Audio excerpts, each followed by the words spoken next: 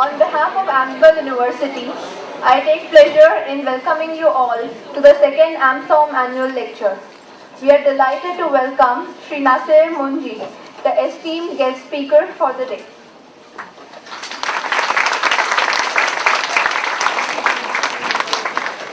Mr. Nasser Munjee serves as the chairman at DCB Bank.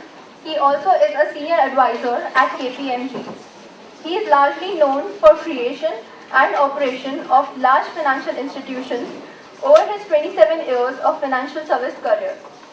He sits on 15 corporate boards in India, which include HDFC, Tata Motors, Tata Chemicals, Tata Finance Limited, Weed and Taylor, Cummins India, ABB Limited, Ambuja Cement.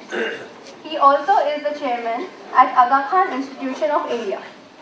He was vice president at Bombay Chamber of Commerce and Industry. He currently also is director at Jaguar Land Rover Automotive. Sir, we couldn't have got a better person of higher eminence and stature than you at this lecture to inspire management aspirants of Ahmedabad University. Thank you so much for your consent to deliver the second AMSoM annual lecture.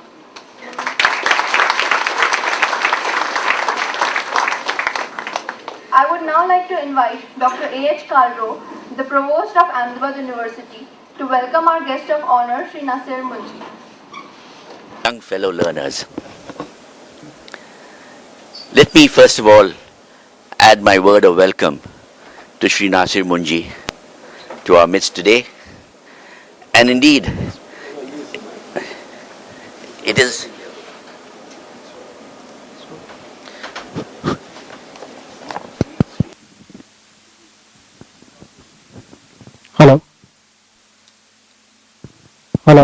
Hello. Is partial to women. But that's a good thing, I think. Hello, check.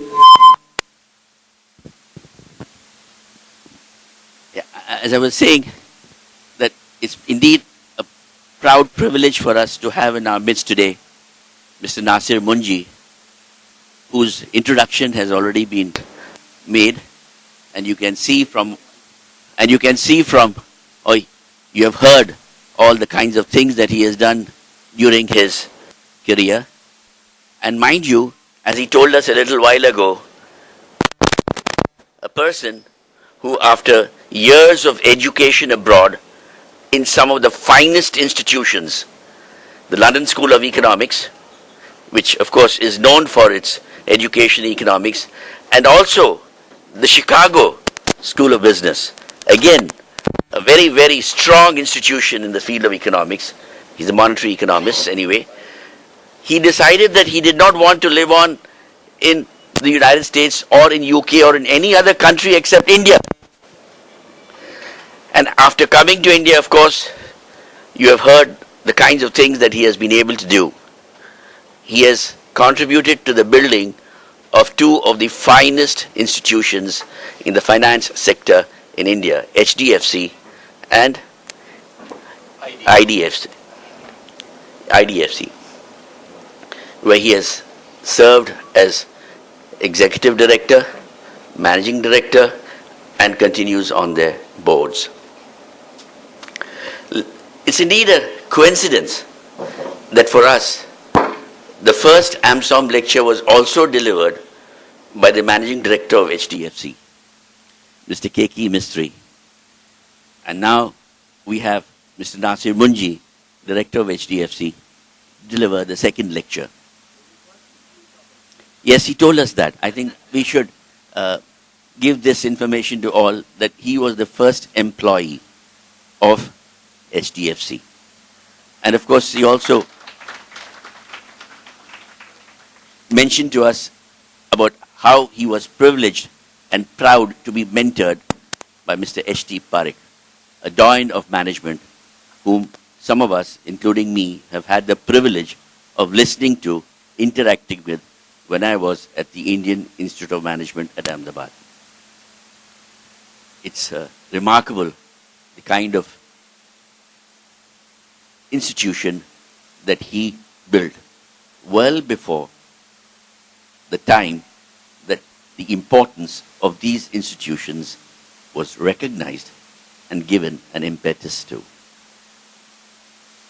Let me just briefly talk about the AMSoM lecture series and why we have instituted this lecture series. Many of us have expressed a great deal of dissatisfaction with our higher education system. And when I'm talking of higher education, I'm referring to the colleges, the universities, where we as students go to after completing our higher secondary studies. This education is being referred to in terms of not producing employable graduates, of not producing people who use their mental capacities to the best possible manner. It's also producing, if I may use the word, people who have become almost morons in their behavior. That's a very harsh word to use, but I'm nevertheless saying it because the system has been based on the principle that you have to accept what you are told. You cannot challenge it, even if what you are told is not correct, is not relevant, may have been true in the past, but is no longer true, and so on. Second, your learning is assessed on your ability to reproduce what you have been told. And sometimes your learning is assessed not even on what you have been told, but what you have read in a guidebook, which gives you answers. Select questions are provided answers to, and those who evaluate your papers are looking for answers from those guidebooks and not from the innate knowledge of that subject. Thirdly, and this is also very important, that many of those who go to our colleges and universities, by the way, the gross enrollment ratio in India has picked up now to close to 18-19%. It was a dismal 9.6% a few years ago. These are people who are entering colleges and universities because they have nothing else to do. And as our Gujarat Chief Minister put it very eloquently a few days ago, he said, they're asking questions, jaye to jaye kahan? And one of our most famous educationists, the late Amrik Singh, used to talk very highly about the babysitting role that our colleges and universities were playing.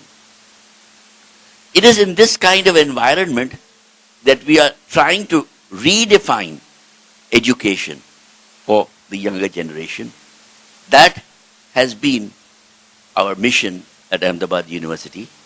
And therefore, we really want people to come into our institutions, spend time here, and develop the capacity to learn how to learn. And indeed, we want to ignite the spirit of inquiry. And this is extremely important, that we ignite the spirit of inquiry. And it is for this reason that we thought that one of the very appropriate ways of doing this would be to have annually a lecture in each of our schools and follow it up by lectures in our institutions as well, where we get the opportunity to interact with some of the finest minds in their respective fields who have contributed extensively to those fields, from whom we can not only learn, but from whom we can get a great deal of inspiration as to what we can do in the years that lie ahead of us for the younger generation. And you know, we've all been saying that my generation has finished its innings. And we really don't have much to show as far as the country is concerned. And I think Mr. Munjee mentioned that a little while back when he was interacting with us, with the faculty and some of the students, that obviously there are many things which we have done which we should not have done.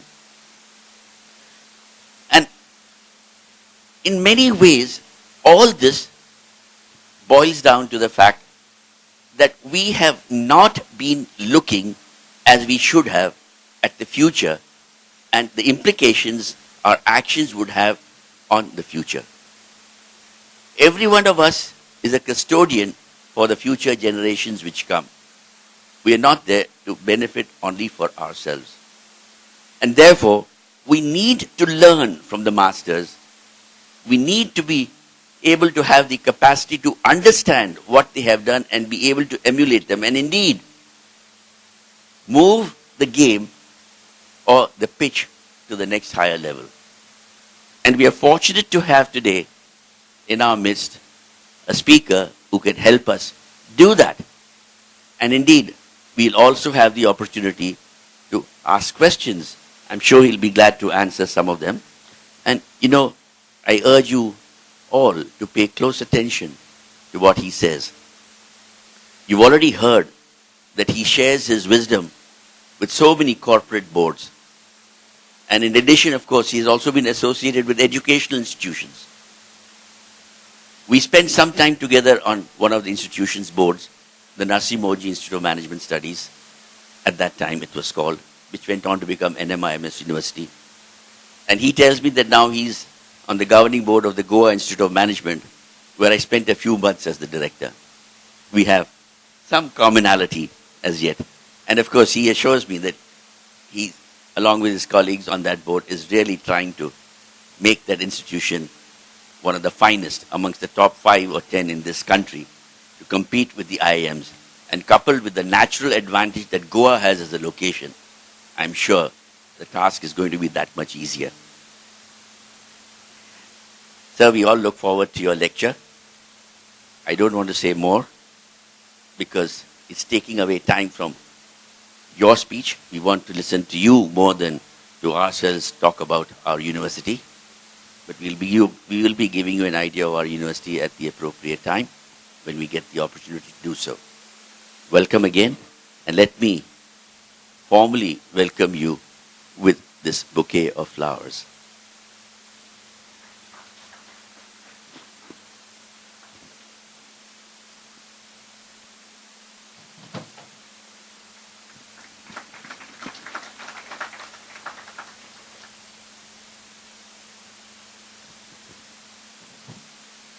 I now request Mr. Munjee to accept this small token of gratitude from us for having come all the way to Ahmedabad to deliver this lecture. And now I request him to deliver his lecture. Thank you. Well, good afternoon. Dr. Kalro, Bhavesh Patel, Praful Anubai. Thank you so much for having me here today, and thank you all for being here in such large numbers to hear whatever I have to say. It's a special thrill. I'm really thrilled to be here. I've been talking to students at schools, not so much at universities, but the last one I did was at the Bombay Scottish in Bombay, which is wonderful, the annual day, and the People's School in Goa, and a number of schools, because I love interacting with the next generation and talking about the sorts of agendas that we have. So Praful Bhai, thank you very much for inviting me here, first of all. It's a real pleasure and thrill to be here today. But I asked Praful Bhai, what should I speak on? So back came the response, aesthetics. So I said, what am I going to say on aesthetics? And it puzzled me for a while, and especially to management students. But I know now that the theme that you have chosen this year is aesthetics. And I really applaud you for it, because I think you couldn't have chosen a more important theme for the country. And I shall talk a little bit about this as we go along.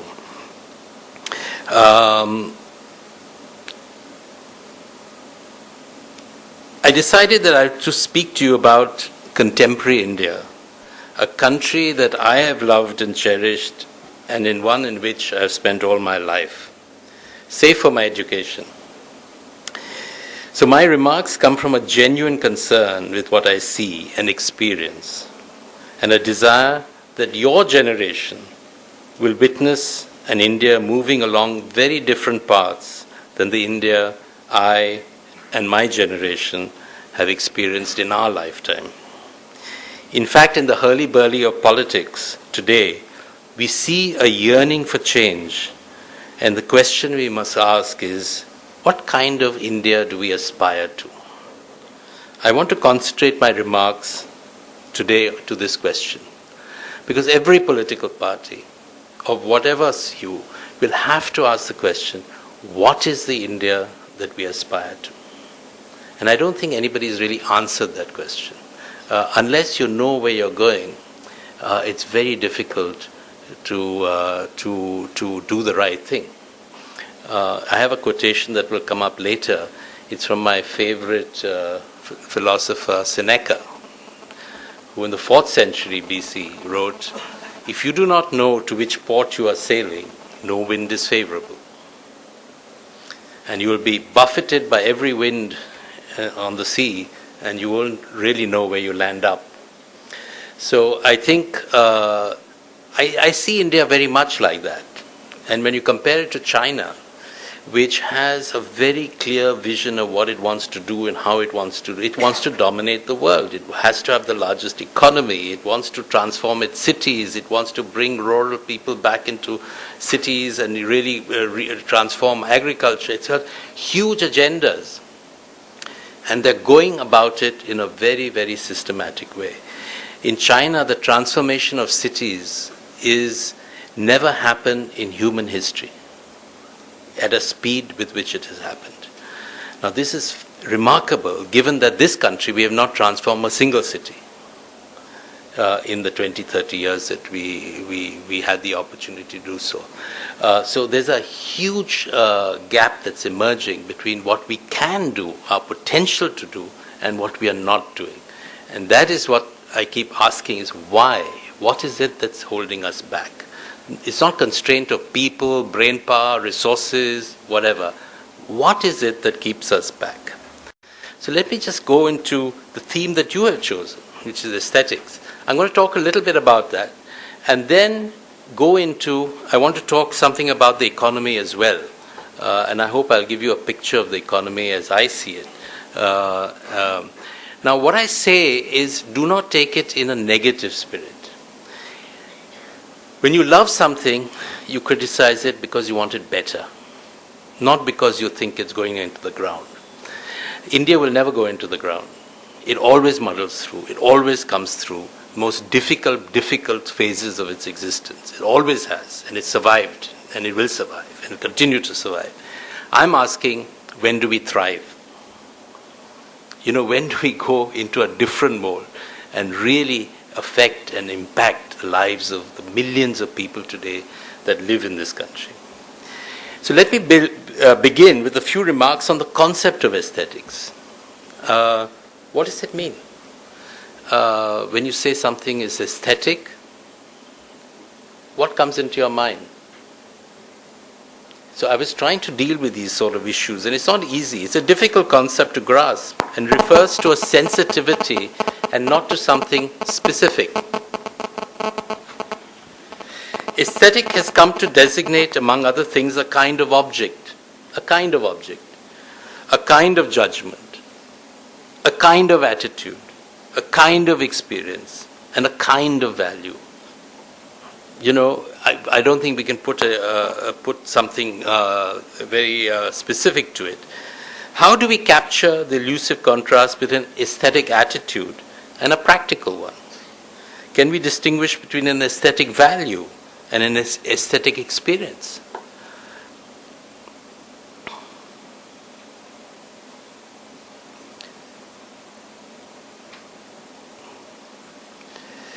So the concept of aesthetic descends from the concept of taste. In a sense, this moved away from concepts of rationalism to one of sensory experience. We cannot use reason to the conclusion that things are beautiful, but rather tastes that are. And tastes evolve. You are not born with it. It is inherently cultural and reflects sensory experience. It is also amenable to acquisition. You acquire taste as you go along. And you acquire aesthetics as you go along. It's not one thing that is out there. Look at art. Look at music. Your appreciation of art, music, fashion is an aesthetic. Food is an aesthetic. You know, it develops. You look at during the Awadh dynasty in Lucknow, what evolved, where the world, European writers said, actually about Lucknow in the late 17th century, not Rome, not Paris, not Athens compares to the delights of Lucknow. They had got an aesthetic going which covered all of this, art, poetry, music, food, clothing, right across the board. And it was recognized worldwide. It was here, it was in India, it wasn't somewhere else. But there's also this issue of beauty and truth. A closely allied concept is the concept of beauty. Beauty is a complicated concept and is an essential part of the elevation of life. However, as a concept, it is often shunned, discredited, trivialized. Even the Bible noted that grace is deceitful and beauty is vain. Okay, so it's not a concept that is obviously something that you strive for. And yet, we give the concept of beauty great attention, time, energy, resources for its creation and preservation. Beauty is vital and significant. Beauty, however vague, elusive, and paradoxical as the concept may be, nonetheless has the essence of an aesthetic experience. To my mind, beauty is akin to truth. The truth is never ugly. Ugliness is not truth. The inner soul is reflected in our external behavior and environment. Now these are words that are coming through because I'm going to compare it to what we see in India. Do we see beauty? Do we see ugliness? Do we see truth or do we see falsehood? And I'm linking beauty to truth. Let me now come to contemporary India and reflect upon our inner soul, which is reflected in the physical built environment that we have created. India has a strong tradition of developing an aesthetic with regard to its built environment, which we have preserved since the Harappa, Mohenjo-daro 3,500 years ago to the Vijayanagar Empire at Hampi. You're seeing this right across the board. The Mughals added to it using architecture and technique from Central Asia, and in time fusing this tradition with the local traditions they found in India that produced a unique and beautiful tradition that is now so visible. The restoration of Humayun's tomb, which is done by the Arkan Trust for Culture, is absolutely magnificent. I think if you ever go to Delhi, please go to Humayun's tomb to see what can be done through restoration and heritage. And I think heritage is very much part of the curricula at Ahmedabad University. But why didn't India do it? It was a trash dump.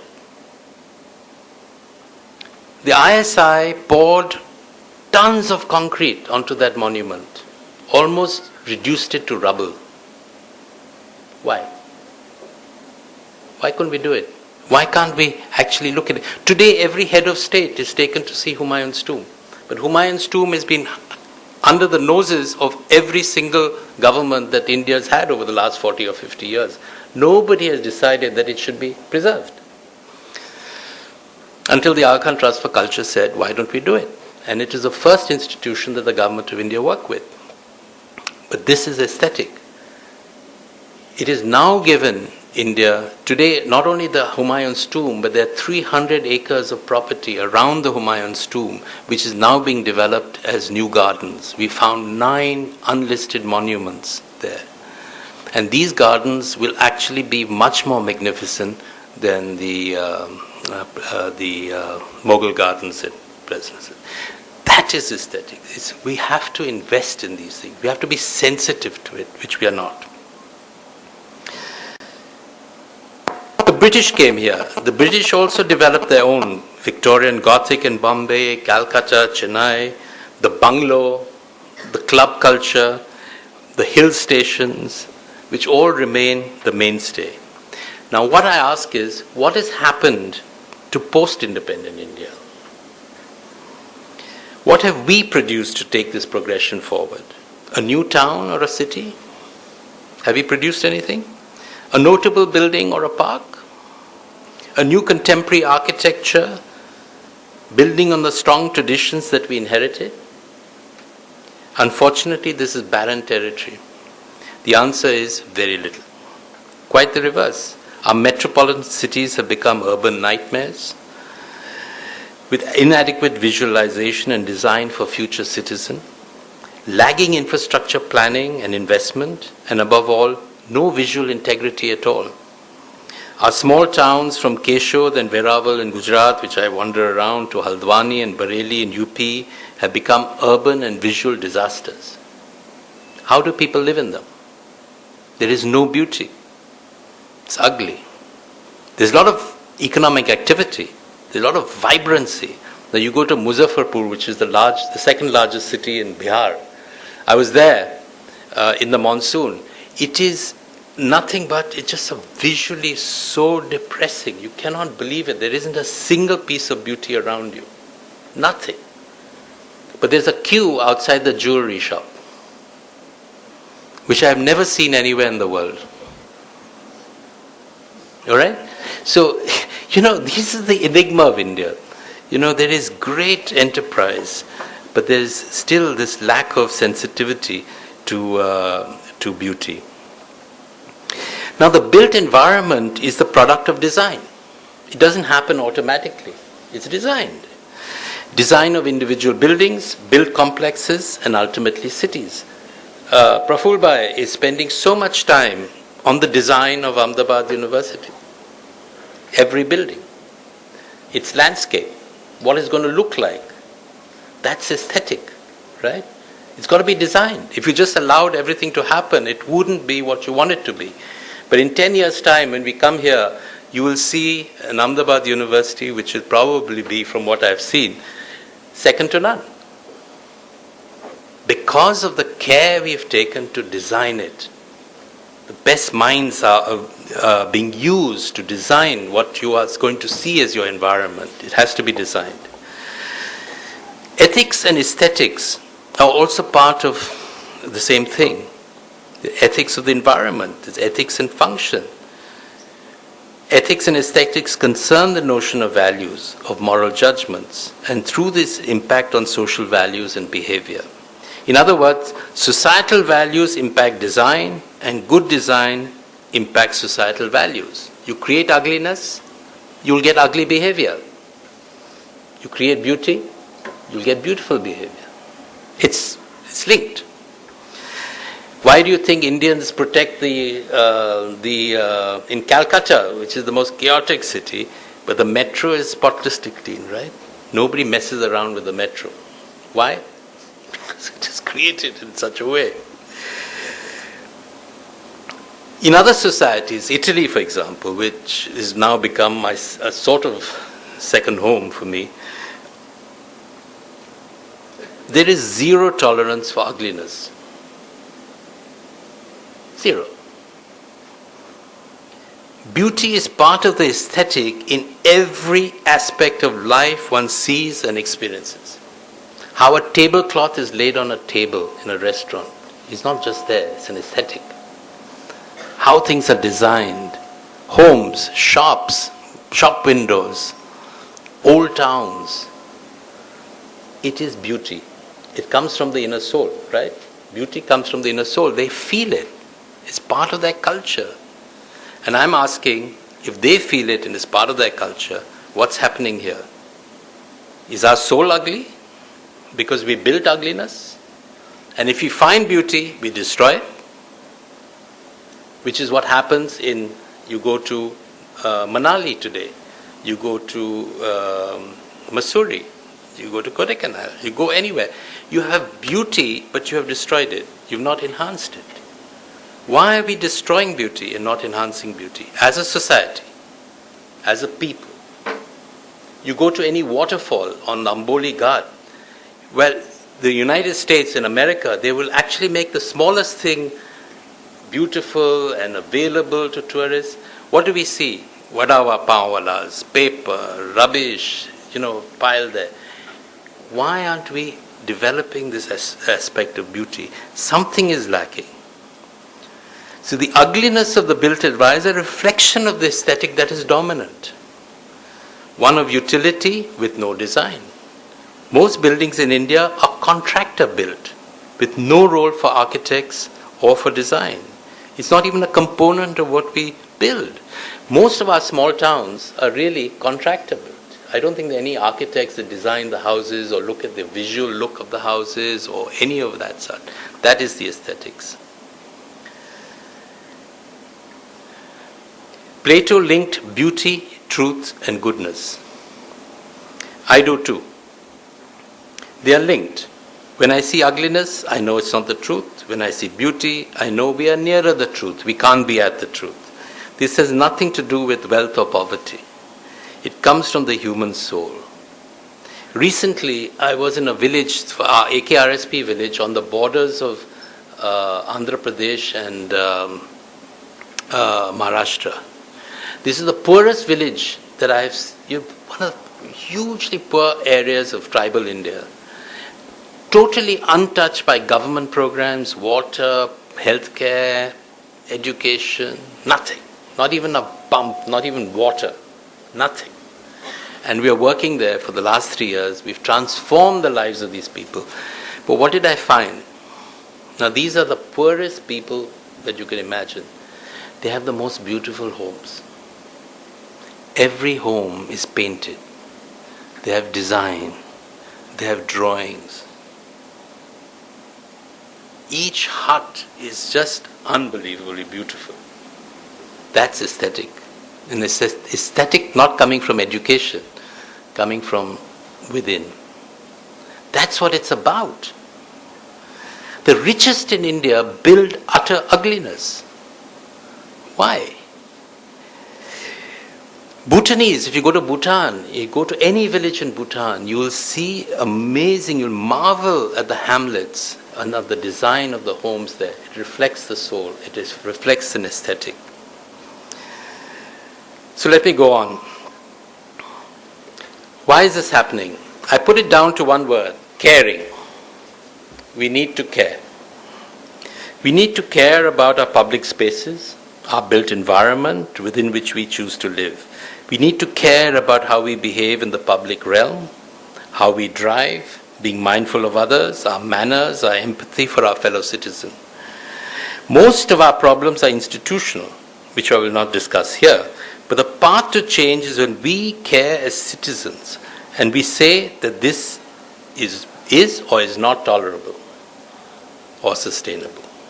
A more beautiful environment, a space where it is a pleasure to work, shop and play. We are making our cities unlivable and becoming impractical for people. The Happy City is a new book that has come out.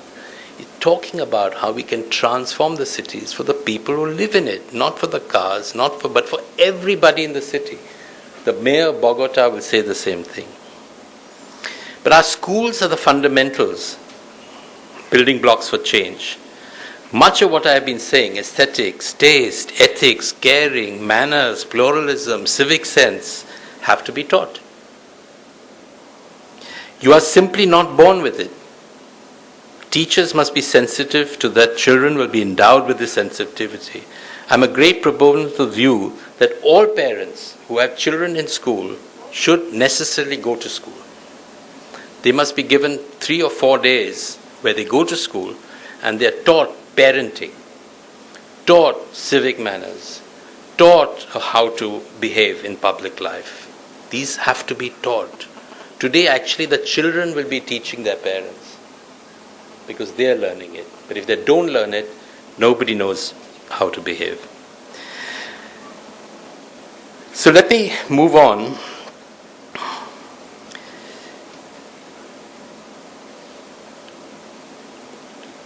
To the economy. I think I've talked a lot about what I feel about the aesthetics, about the sort of underlying societal issues that are there. But let's now change tack. I think this is one area that we have left undone in terms of the dialogue. But let us go on to the economy. And for that, can I have those slides?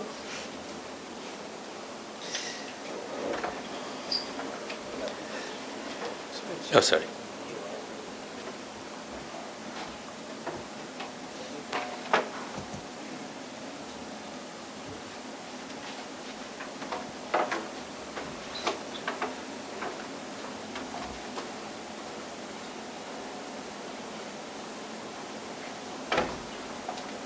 Should just go down? Yeah. I've called it the limping giant. We are a giant economy, there's no question. We have a huge role in the world.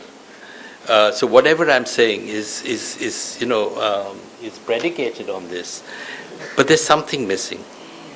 No, I'll just go there. This was the quotation that I mentioned to you. Even for the economy, we need to have a very clear vision of where we are going. And therefore, it will tell us what it is that we will need to do. We need to be very clear over the next 20 years how this economy will evolve. And the biggest issue, structural issue that I see is that we've come from 30 years of central planning. We have a planning commission, we have parastatals, we have all the institutions of planning. Even our banking system has a 25% statutory liquidity ratio. No banking system has that. This is part of the central planning because you have to tax the banks to raise the money to finance the plans. Right? So this is where it comes from, central planning. We have all of those institutions there. Infrastructure was part of the commanding heights of the economy, which government controlled, which I had to deal with. There are 12 ministries today for infrastructure. 12. None of them talk to each other. So are you surprised that we don't have the infrastructure we want? And integrated infrastructure, which is the essence of infrastructure, because you cannot build a port without a road and a railway. But if they don't talk to each other, what happens? You'll have a port without a road and a railway, which is what's happened. And even in terms of the road and railway network, the logistics that we need is an optimality between how you use roads and how you use railways. No optimality. Nobody talks to each other. So this is part of the institutional heritage that we have. On the same time, after 1991, we have an open framework for economic activity. Like licensing Raj is gone, all of that is gone. We have independent regulation. We have strategic parity, not imperative parity. We need new partnership between the public and private sector. We need a completely different way of functioning.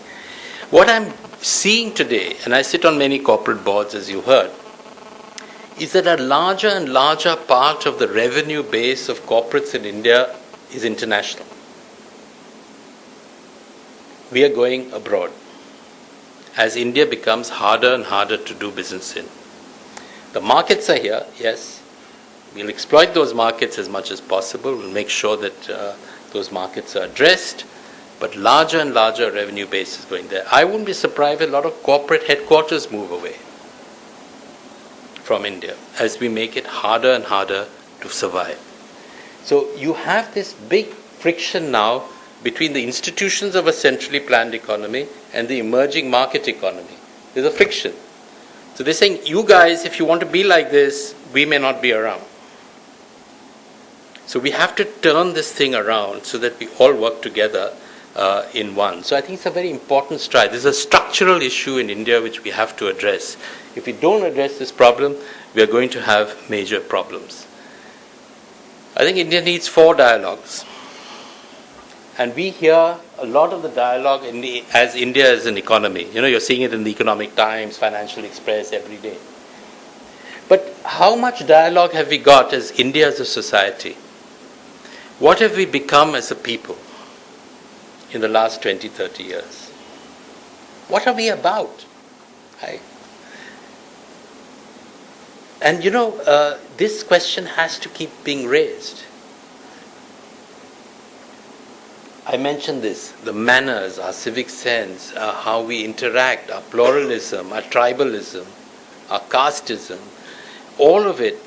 What are we as a society? When you're abroad and somebody says, where are you from? You'll say, India. In India, you'll say, no, I'm Maharashtrian, I'm Goan, you're this, you're that, you're this caste, that caste. The foreigner is not interested, you're Indian. All Indians are Indians there. Once you come here, you become all these different things. Why can't we be Indian here? Just Indian. We're born Indian. We have blood in Indian blood in our stream. It doesn't matter what you are. It's the same blood. India is a democracy. Are we a democracy? What is this thing about democracy? I call India an elective operating anarchy. It's elective. We choose our leaders, which is very powerful. It operates. India is not dysfunctional.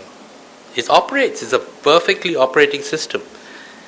But it's anarchical in a lot of ways. And it's also tyrannical in a lot of ways, depending on the leadership you have. So the first two are elective operating. Either you're a tyranny or you're anarchy, depending on how the leadership role in the state takes place. So if you're a good leader, the system responds to you. If you're a bad leader, it responds to you. Lallu was in Bihar, he destroyed Bihar over 10 years. Nitish comes in, he changes Bihar, the same bureaucracy, but he turns it around and things start to improve. Why? Just the leadership. So you have to have elements that control that. And the final dialogue is India and the world. How do we see it? The whole world is looking at us. So how do we see ourselves in the world? What is it that we are going to do in the world? I think for universities, these dialogues have to be now stimulated. We have to start creating these dialogues. What are we? How are we going to produce? How are we going to move forward? Here's the economy. I've been a great critic of the economic policies of this particular government for the last 24 months. India somehow cannot accept the fact that we have moderate interest rates. Our monetary policy always has to be tight. We loosened monetary policy during the banking crisis in 2008 to 2010. The economy jumped. It boomed. Right? And in 10, we started to roll back that increase in interest rates. We started to raise interest rates because we said it's causing inflation. And you all read today, right? Interest rates and inflation. Everybody says we cannot reduce interest rate until inflation comes down. To my mind, this is absolutely bogus. Simply because aggregate demand in the economy is on the floor. Aggregate supply is huge excess capacity. Now, interest rates cannot do anything except that drive that aggregate demand lower. Right? If aggregate demand was above aggregate supply, then you would use interest rates to calm down the economy and bring it into line by reducing aggregate demand. Interest rates reduce aggregate demand, full stop. But now when aggregate demand is down there, the last thing you want is high interest rates. You want to bring aggregate demand up. So it has nothing to do with it. In fact, 24 months ago, I've been predicting that India will have stagflation, which is exactly what's happened. You've driven growth down. Inflation has not been controlled. In fact, it's gone the reverse direction. You're importing inflation. You devalued the currency because of, slower growth. Tax buoyancy has taken a beating. If tax buoyancy has taken a beating, your deficits are increasing. And it's a self-perpetuating cycle. We've actually created the problem we have. These graphs are just illustrative, but it shows you GDP steadily declining. I would be surprised next year if we had growth of more than 3.8%. We are back to where we started. Absolute secular decline in GDP. Repo rates through the roof, right? We've increased interest rates. A few weeks ago, the government of India was borrowing on treasury bills at 12.5%. Government of India. Our long-term bonds are at 8.5%. Spain which is a dead economy, their bonds are cheaper than ours. How can it be? You know, we've just driven rates right through the roof. And this is policy. Manufacturing and mining has pulled down industrial growth. So industrial growth today is negative. It's actually declining. So you cannot see any impact from industry at all. All you can see from industry is huge levels of unemployment. And if you notice, none of the RBI policy statements has anything to say about unemployment. They don't even mention it. But their interest rate policy has actually thrown out millions of people into the unemployment. Every industry I'm associated with, Tata Motors, is closing down factories. You have to cut down. There's no demand. There's a 30% overcapacity in cement in India. When we have to rebuild housing or to rebuild infrastructure, we have to do everything. Infrastructure has come to a grinding halt because interest rates are so high that you cannot earn 22% IRRs on infrastructure projects today when each infrastructure policy scenario is also negative. So in a sense, we have a very serious situation on industrial output, extremely serious. The rupee depreciated enormously. We've stabilized it at 62, 61, 62. That's where we are. But we took a huge beating on the rupee. Government borrowings I mentioned. And headline inflation, no control of the high interest rate policy. So we have a problem. This is an economy that has been driven to its levels today, which I have never seen in my working life at all. It's a serious bottoming out of industrial growth. Today, demand is only sustained by rural India, as I said earlier, because rural India, you've had a good monsoon, you have spending power for wealth and income effects that have taken place in rural India, which I mentioned earlier in that interaction. Rural India sustains us in a way. Industrial India does not. Now that's a shame because there's huge potential demand. That potential demand has to be raised to effective demand. And the only way is to have a much easier monetary policy than we have today. Don't forget, the West has interest rates of 0%. And those people who say that negative real, and you have to take negative real. There's not going to be real rates of interest. You have negative all over the world. Your inflations are 2.5%, and interest rates are 0. So, in a sense, we are at the wrong end of the curve. We need to be moving into a very different end. Now, that's my view. Not many people share this view, by the way. But I'm just pointing out that this is exactly what has been caused by the monetary policy that we have. The latest economic position, this is in November, IIP falls by 2.1%, the industrial index.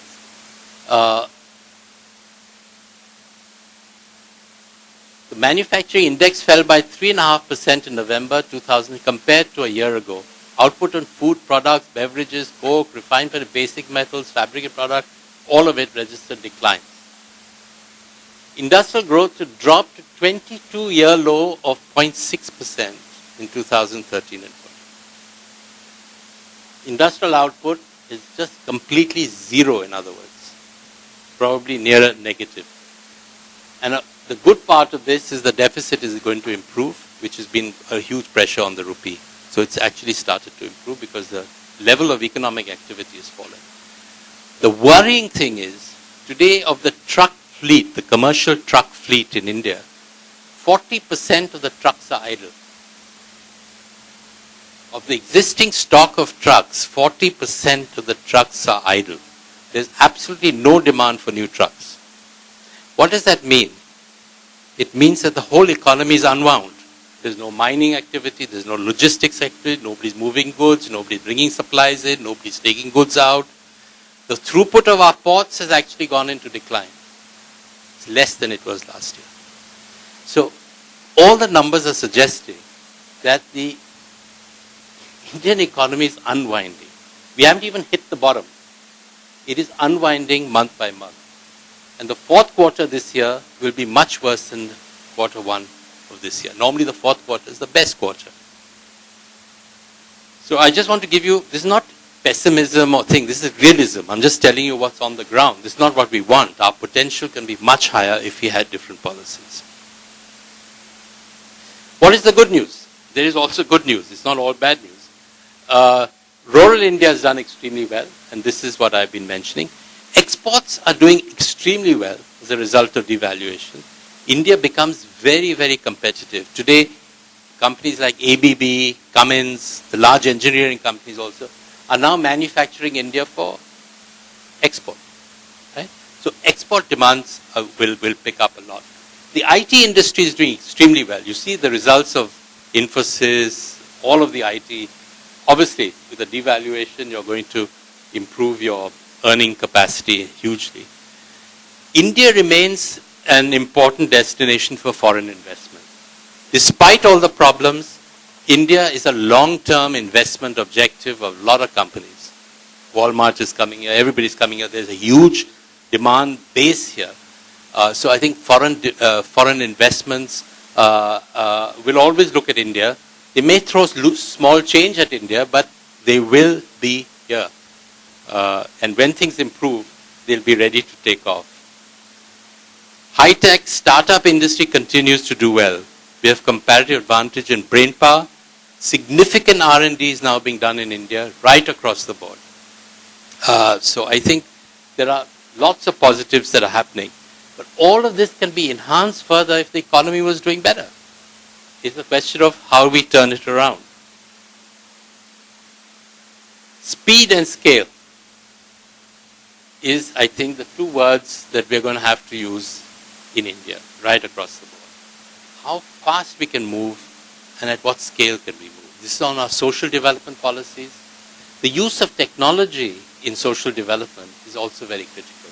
How do we use technology? Mobile banking or health diagnostics for rural areas, teaching, schooling.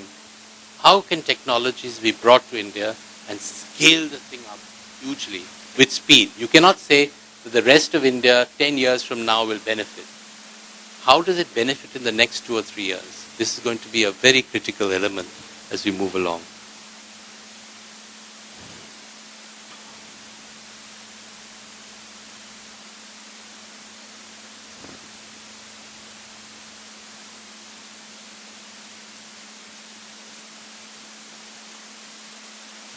So I don't know how much time I have. I think, should we leave 20 minutes for questions and things? I don't want to go through a lot of other things that I had here. But I do want to say that I think I'm an eternal optimist about India. That's why I decided that I'd spend my life here. We are survivors and we can actually change a very difficult situation.